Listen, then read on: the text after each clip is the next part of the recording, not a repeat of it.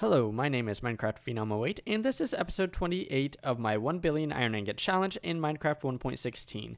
In today's episode, I am actually going to optimize the factory that I built in the last episode, which is built to process iron ore at a much faster rate than my old factory, which actually my old factory is more efficient. But this factory is going to be built to be fast and actually be able to handle the volumes that I will need it to. So let's get started. So the first thing I want to do is kind of summarize how I have everything set up.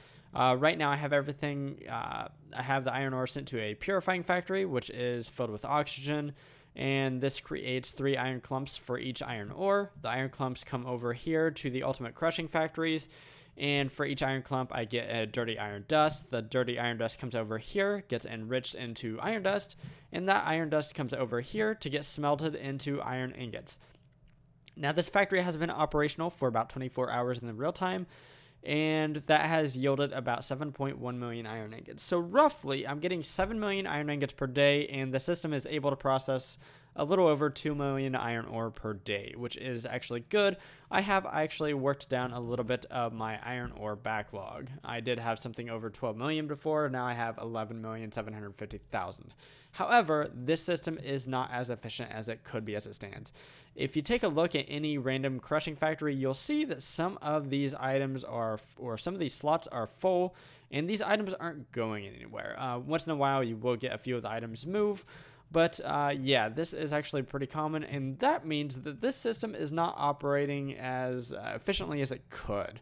So I want to kind of solve that today. So what I'm going to do is I'm going to first grab my configurator, and I am going to basically get rid of all of my ultimate logistical transporters here, and I just need to configure this to be wrench mode.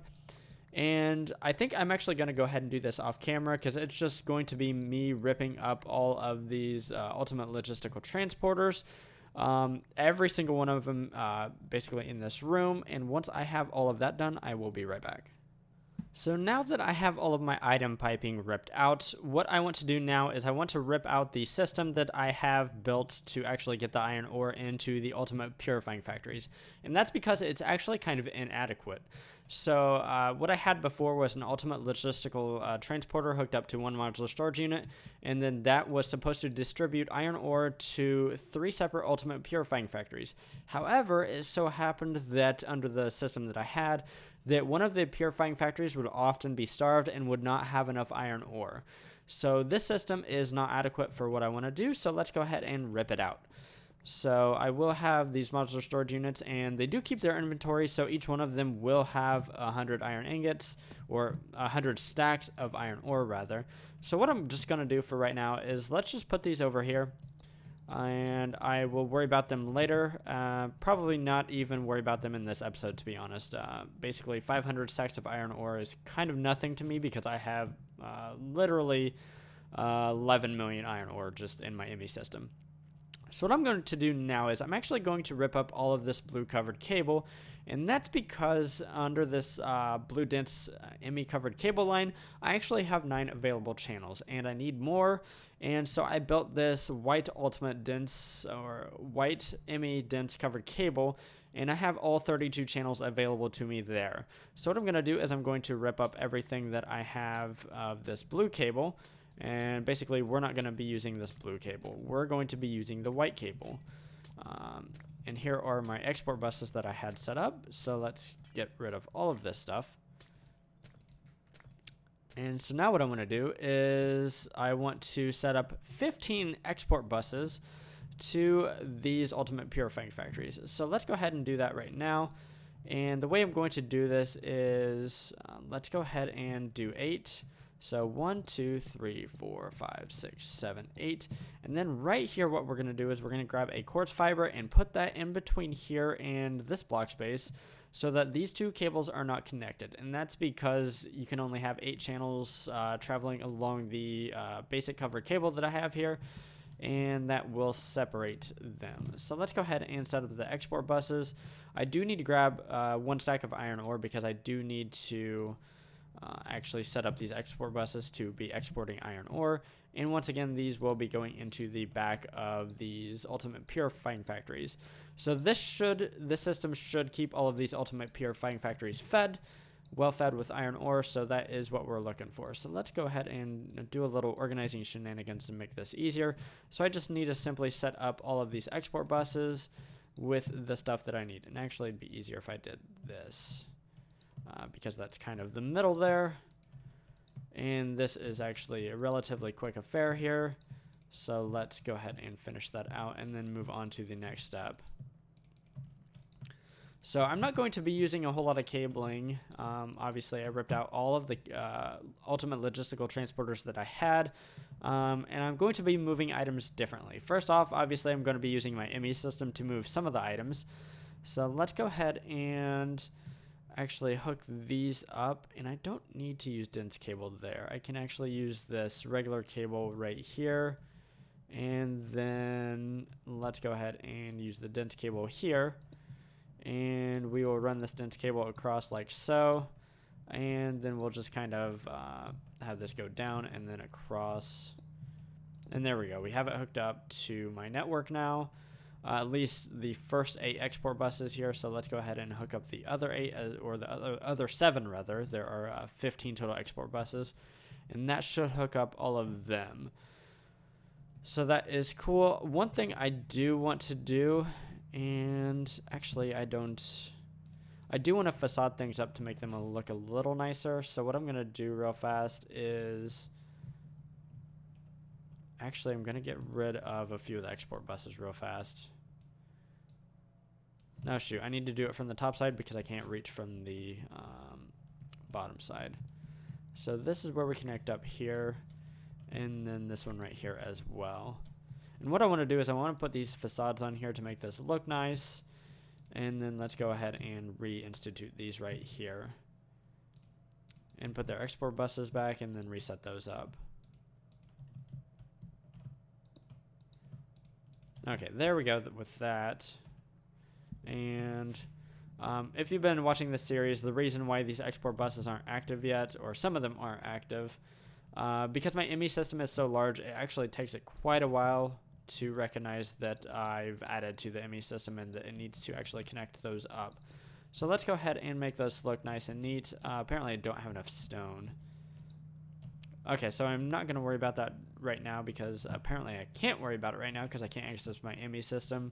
It's still trying to figure everything out. But what I want to do on top of these guys, I do have the auto export set up for the ultimate purifying to go up out the top side. I do actually need to grab some ender chests from my ME system, and that's how I'm going to be moving items. So as soon as my ME system is back connected, or yes, there it is. So let's grab some stone. Okay, so why is this? Okay, so yeah, it was just taking its sweet time there. And then let's also grab some ender chests. So I do have a bunch of these made up, and 60 of them. And that's how we're going to be moving these, at least some of the items here. So let's put the ender chests on top of these ultimate purifying factories. And they should go ahead and export their iron clumps into these ender chests. So these ender chests aren't very large, which is actually might pose a little bit of a problem and might change how I alter things in the future. But let's just go ahead and put these on top of all of the ultimate purifying factories. That way I don't need to rely on the ultimate mechanical pipe or whatever it's called to transport the items. So all of the iron clumps will come into these ender chests. So that's going to be fantastic. So the next thing I'm going to do is I'm actually going to shuffle the way I have my factory set up. So in the future, I will be using basically all of the area of this factory. But for right now, I'm actually going to move the machines that are over here and move them over here. But first, I need to move my ultimate crushing factories. So let's go ahead and get rid of the... Actually, I need to keep the ender chest. That's something I'm going to need. I will also need the storage bus. I will need the covered cable as well. But there's some stuff here I don't super need at the moment. I will need the configurator, actually. So let's try to get rid of most of the stuff we don't need because I do need to grab some energy cable here. So let's do that. and then I'm going to move these machines.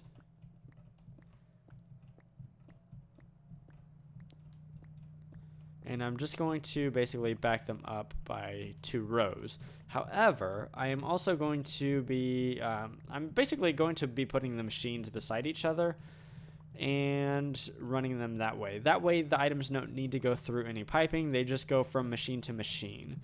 So I do need to go ahead and set up my ultimate universal cable over here so that all the machines will have power. So let's go ahead and do that right now. And I know I'm going to mess this up because I'm trying to do it quick, but that's okay. Not a super big deal. And actually, I didn't mess up. So let's go ahead and set down our ultimate crushing factories, and they will be the first line of machines. And then I need to grab the ultimate, enriching factories next. So we will be moving these.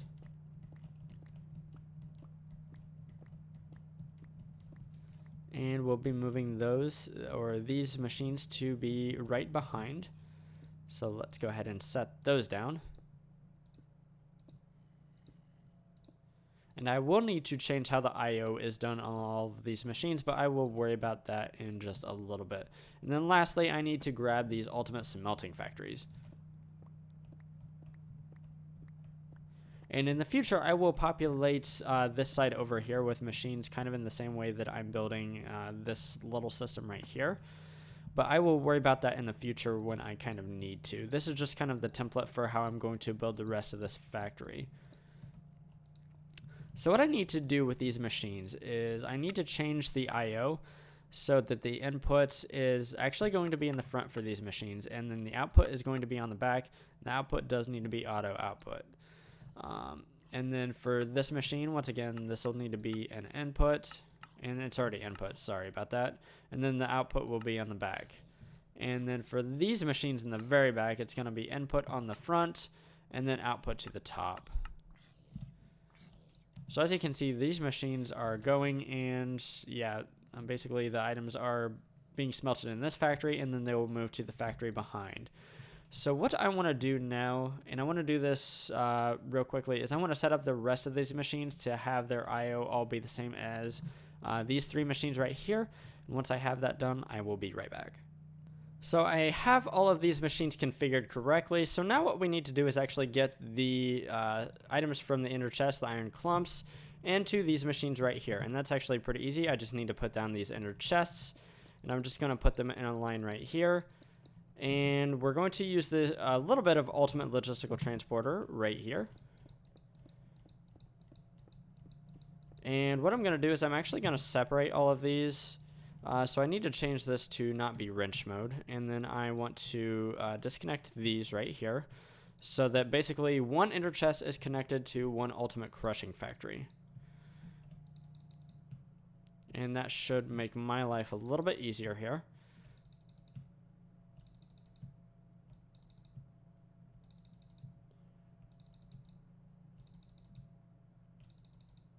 Now what I need to do is I need to set these up to be extract. And this should work very well. Hopefully it works as I kind of think. There's a chance that there will be some complications, but one thing I could do is change some of the colors of these inner chests. If you'll notice, they have different each inner chest has 3 bands here, and you can actually change them with dye colors. And basically, an inner chest will only have the same items as any other inner chest that is the same code as it. So if you look up in the upper left-hand corner of the screen, you'll see that the code is 000. That's basically white, white, white. So if I change the color of this inner chest right here, it will actually contain a different inventory than the white, white, white one. So I'm actually going to use that to my advantage here. But as we can see, it looks like all of my crushing factories are going full bore, which is exactly what I want to see. I'm not seeing any of them not have items up here, and the items are going through to the next machine. So that's fantastic. That means I'm going to have more throughput here, and once I get the system all set up. So as you can see, some of these smelting factories are actually full, so we actually need to get those items out. So what I'm going to do now is I'm actually going to set up 16 ender chests, and I'm going to put them down right here, and I'm actually going to change the code on them. So I don't need any more of these. I do need some dyes though, so let's grab some Blue dye is something that's super easy to make. So let's do that. And blue dye is just made from lapis. Actually, I have a different recipe, but you can make it from lapis. So what we're going to do is we're going to change the code of these. And I think I need to shift click to do that. So yeah, let's go ahead and take a look. Now this ender chest no longer contains the same thing as these ender chests. However, if I were to put something in this ender chest right here, this one shares its inventory. So ender chests are really, really good for item movement, especially across dimensions and through long distances. They're also very good for little automations like this right here. So now that I have these coded, they should keep their code when I pick them up. Yes, as you can see, the code is B00 or boo, rather than the 000 that it was before. So what we're going to do with these is we are going to put them on top of the ultimate smelting factories right here. And okay, I didn't mean to place them like that, but actually I kind of like the way that looks. So if we take a look, these are now full of iron ingots. And that was obviously going to happen because the ultimate smelting factories here are exporting iron ingots to them. So what I'm actually going to do next is I'm actually going to move the Supreme Black Hole unit with my iron ingots in it, and I'm going to move it to be right back here. So let's dig that out, and I will have to reroute a little bit of my energy cable down here, but that's not super big deal. And my cat's going crazy again, so that's cool. How do I want to do this? Because this conduit is all actually kind of really in the way right here. So I should probably grab my configurator because I'm going to have to move more of it than just that. Yeah, let's grab this. Let's set it to wrench mode and let's start ripping this out. Because I like symmetry, I'm going to put my black hole unit in the middle here. And I can't actually go up there. I want to put my black hole unit here, and this will hold the iron ingots. And then I need my storage bus, and I need to attach that to my ME system. And let's set that here. I want to configure it to only hold the iron ingots. And I don't need to set this to a positive priority. So we're actually going to set it to a negative priority. Basically, the ME system will not try to kick items into this storage bus, aka this black hole unit that it's attached to. So let's go ahead and grab this, and I actually also want to grab a facade for the concrete here to make this look nice. And then let's go ahead and hook this up to the ME system just by traveling it across here. And I think the best way to do this, there's not a great way to do this, to be honest. Let's just do this. It doesn't super matter how I have this hooked up. I just need it to get hooked up. Let's go ahead and cover this because we don't need that anymore. And also I need to connect up this energy to the energy over here. And I can do that pretty simply by running it across right here. There we go. So that everything's hooked up over here. And I think everything should be going now. So let's take a look at these ender chests. I do need to get some ender chests set up over here. And actually, I might want to do more than 3. My initial plan was kind of to put 3 ender chests around and have them basically hooked up with ultimate logistical transporters. So let me grab 2 more ender chests. And let me place these down.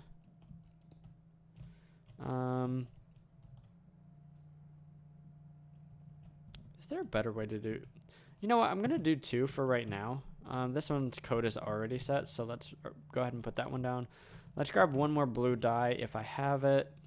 And obviously I can make this. I did not mean to grab 2. That was dumb. Although I might need that second one. So let's go ahead and set this right here, and then we'll hook up the ultimate logistical transporters and set the configurator to move the items this way.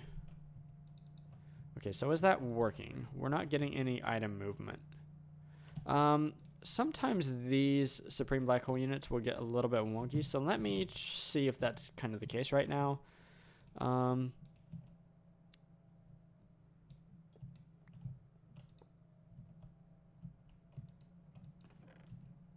me grab a regular chest and let me see if it's the Supreme Black Hole being a little bit wonky, because sometimes that happens. Yes, it's just the Supreme Black Hole unit being a little bit, I don't know why it's not accepting these iron ingots, to be honest. Because it should be. Okay, so now it's working. For whatever reason, sometimes these Supreme Black Hole units are just like I said, a little bit wonky, and they don't want to accept items for whatever reason, even though obviously I was trying to insert iron ingots there. Let's see here. Are we actually able to keep up with these two? And it doesn't.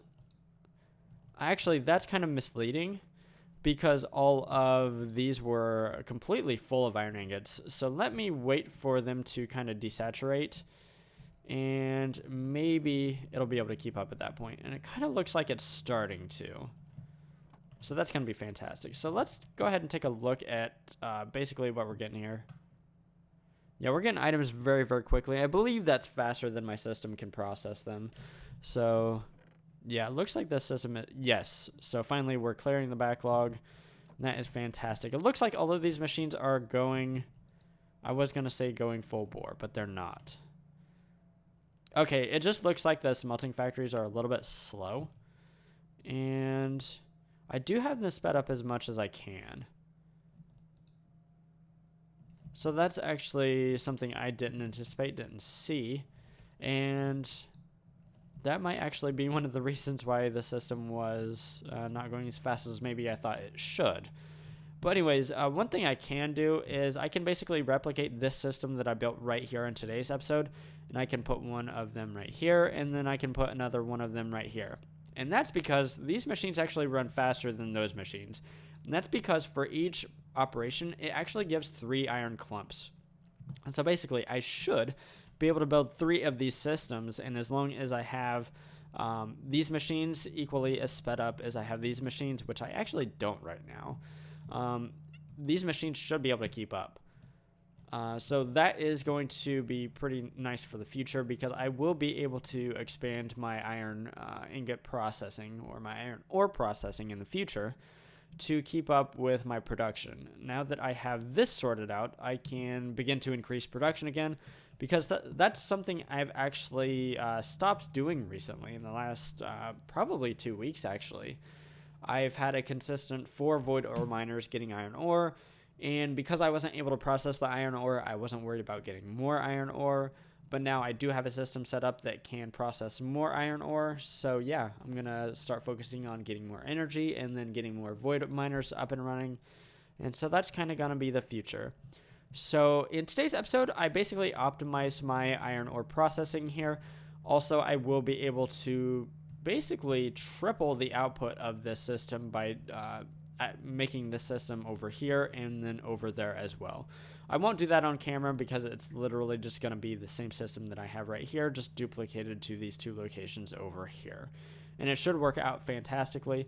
As you can see, I'm getting a ridiculous amount of iron ingots per second at this point, and that should continue for quite a while because, like I said, I have something like 11 million iron ore stored up that needs to be processed, as well as I'm still continuing to make lots of iron ore. So anyways, if you enjoyed today's episode, feel free to drop a like down below, and if you enjoy watching automation type stuff in modern Minecraft, definitely consider subscribing to my channel if you haven't already. Anyways, signing off, I am Minecraft Phenom 08, and I will see you next time.